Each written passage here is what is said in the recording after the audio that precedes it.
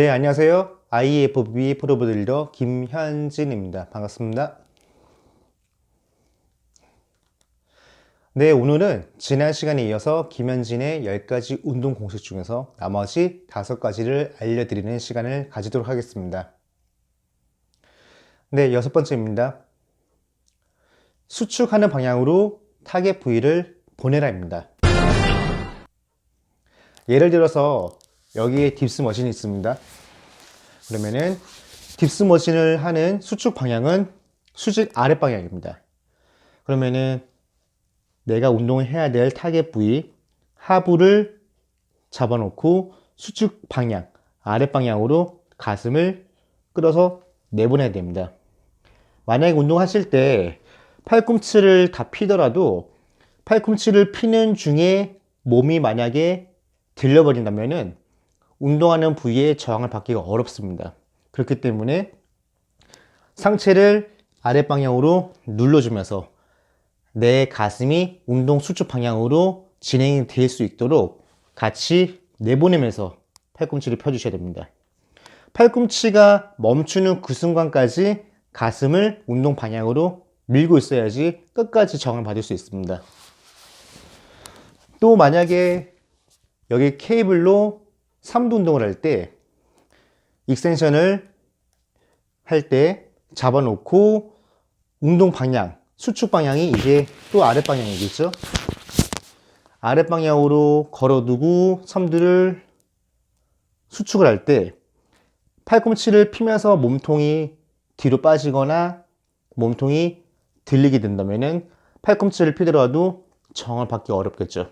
그렇기 때문에 내 견갑과 내 상체 그리고 어깨를 강하게 상체를 아래 방향으로 눌러주어서 수축 지점으로 내 삼두를 눌러주면서 수축을 해야지 저항을 받을 수가 있습니다.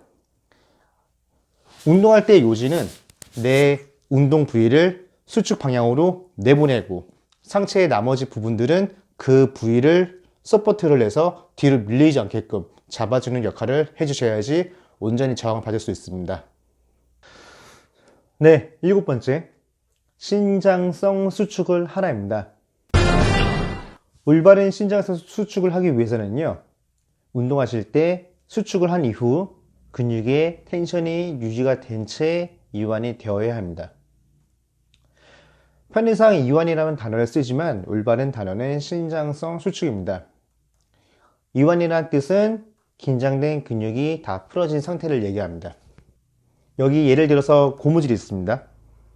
그러면은 우리가 운동하는 웨이트 트레이닝은 등장성 운동입니다.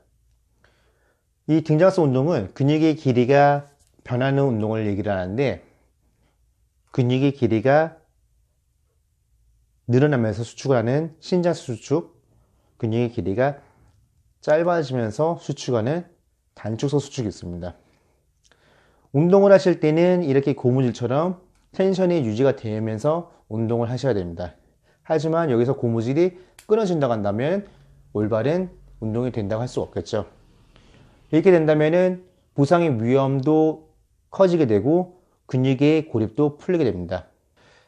올바른 신장성 수축을 제대로 하게 되면요, 근육의 유연성도 좋아지게 되고 그리고 근육의 스트레스를 더 강하게 부하를 일으켜서 더 큰 초과 회복을 이루게 됩니다. 신장성 수축을 잘 하기 위해서는요, 고립이 풀리지 않는 것이 중요합니다. 보통 운동하실 때 고립이 많이 풀릴 때가 수축 지점에서 치팅을 하는 순간이나 아니면 호흡을 뱉고 마시는 순간에 긴장이 많이 풀립니다. 제가 아까 전에 보디빌딩은 등장성 운동이라 말씀드렸습니다. 하지만 절정 수축 지점에서는 등척성 운동이라고 생각하시면 조금 더 쉽게 생각할 수 있을 것 같습니다. 이루 운동하실 때 수축점에서 그냥 툭툭 쳐서 풀리는 것이 아니라 절정 수축점에서 1초 정도 등척성 운동을 생각하시고 그리고 근육을 잡고 천천히 버티면서 이완, 다시 수축을 할 때 치지 않고 근육을 잡고 1초 버티고 이완, 이런 식으로 운동을 습관을 들이시면 부상도 방지하고 근육을 조금 더 쉽게 컨트롤할 수가 있습니다. 네, 여덟 번째, 운동은 리듬과 템포가 생명이다 입니다. 여기서 리듬은 운동의 전체적인 일정한 박자를 얘기하고, 템포는 운동의 강약 조절을 얘기합니다. 운동하는 속도가 일정하고 또 빠르게 갈 때는 빠르게, 천천히 갈 때는 천천히 가게 된다면 근육의 고립을 유지하기가 더 쉬워지며 또 더 많은 중량을 쉽게 컨트롤할 수 있게 됩니다. 많은 분들이 치팅을 수축 끝에 지점에서 많이 쓰게 됩니다.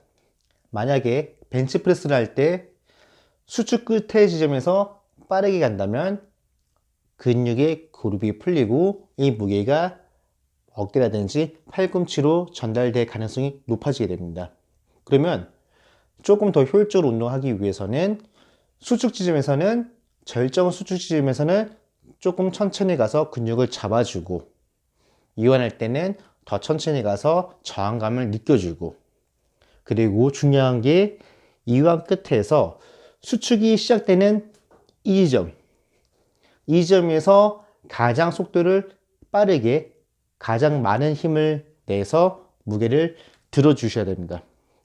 그리고 수축 끝에서 또 다시 잡아주고, 내릴 때 천천히, 이완 끝에서 수축이 시작되는 지점에서 또 빠르게, 이런 식으로 훈련하는 방식을 들이게 된다면 무게를 쉽게 컨트롤할 수 있게 됩니다. 보디빌딩은 과부하의 원리를 적용해서 운동을 하셔야 됩니다. 우리의 근육은 우리가 드는 무게에 비례해서 또 성장을 하게 됩니다. 그러려면 필수적으로 더 많은 무게를 들어야지 근육도 성장을 하게 된다는 것입니다. 그럴 때 이 리듬과 템포가 중요합니다. 천천히 운동한다고만 해서 좋은 것은 아닙니다. 수축할 때 천천히, 이완할 때 천천히, 또 수축할 때 천천히, 이런 식으로 가면은 근육의 고립을 유지하기가 쉽지만은 더 많은 무게를 들 수는 없습니다. 그래서 효율적으로 들기 위해서 일정한 템포, 그리고 리듬으로 가시면은 더 강도 있는 훈련을 할 수 있게 됩니다. 네, 아홉 번째, 자극점에 따라 정확한 지지대와 지렛대를 이용하라입니다. 지지대와 지렛대를 잘 이용하면은 원하는 타겟 부위에 쉽게 긴장을 할 수가 있습니다. 예를 들어서 레그 익스텐션을 한다고 할게요. 그러면은 레그 익스텐션은 하체의 전면부, 데드 사두를 운동할 수가 있게 됩니다. 이때 그냥 전체적으로 운동을 할 수도 있겠지만은 운동하는 방식에 따라서 아랫부분을 더 참여를 많이 시킬 수가 있고 또 윗부분을 더 많이 참여시킬 수가 있습니다. 만약 여기서 지렛대를 엉덩이에다 두고 그리고 고관절을 먼저 플렉션 시키면서 무릎을 펴게 된다면은 대퇴사두의 윗부분, 대퇴직근을 먼저 수축을 일으켜서 윗부분 더 운동을 할 수가 있습니다.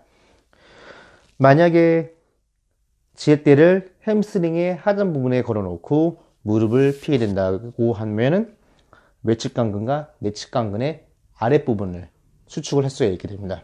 이번에 지지대에 대해서 설명을 드리겠습니다.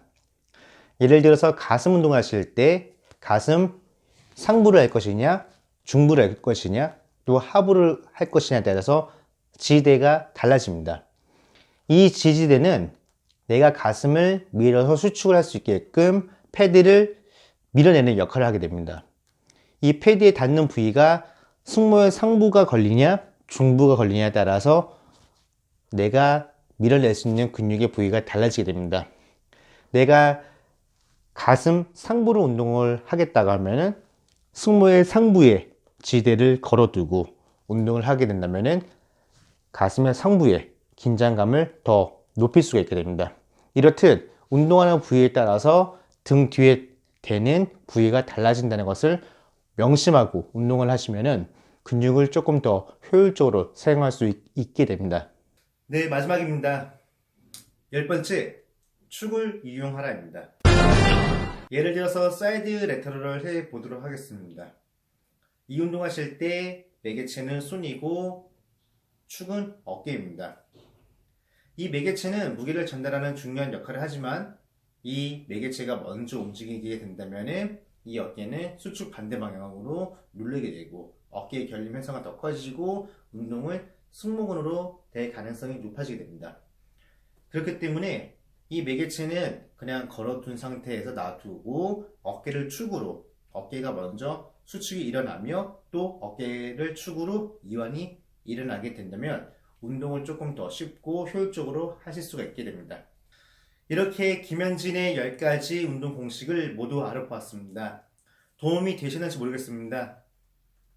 혹시라도 궁금하신 사항이라든지 요청 사항이 있으시면 제 유튜브 영상 댓글에 남겨주시면 제가 또 알려드리는 시간들을 가지도록 하겠습니다. 앞으로는 이 운동 공식을 토대로 운동 하나하나 파헤쳐보는 시간들을 가지도록 하겠습니다. 많이 애청해주시고 또 구독하기, 좋아요 부탁드립니다. 감사합니다.